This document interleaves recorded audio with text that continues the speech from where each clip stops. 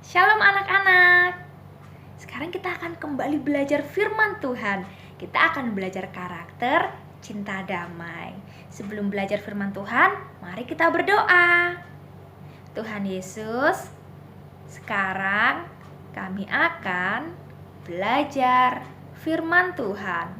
Tuhan tolong kami untuk fokus, dengar-dengaran, untuk belajar firman-Mu.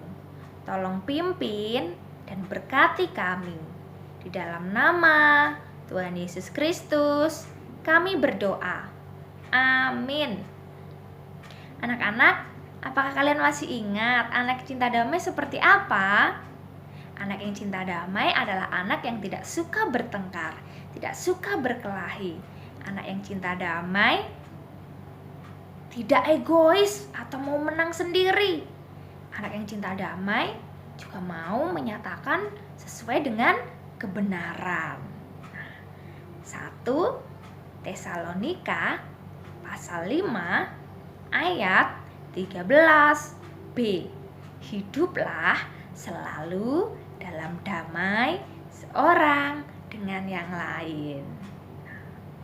Di dalam Alkitab ada seorang kakak yang iri dengan adiknya.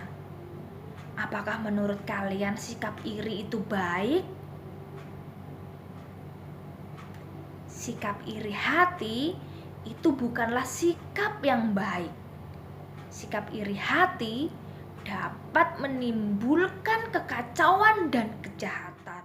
Saat Kain dan Habil memberikan persembahan kepada Allah, Kain menjadi iri hati kepada adiknya Habil karena persembahan Habil diterima oleh Allah dan persembahan Kain tidak.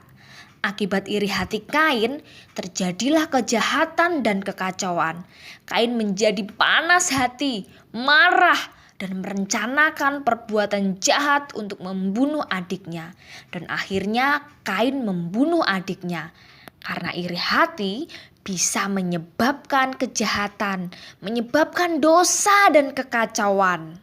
Anak-anak, hari ini kamu belajar untuk tidak iri hati. Karena sikap iri hati bukanlah sikap yang baik.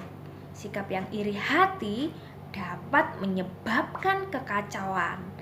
Nah, misalnya nih, saat kalian di rumah, kalian punya saudara, kakak atau adik. Saat saudara kalian berulang tahun, papa atau mama akan memberinya hadiah.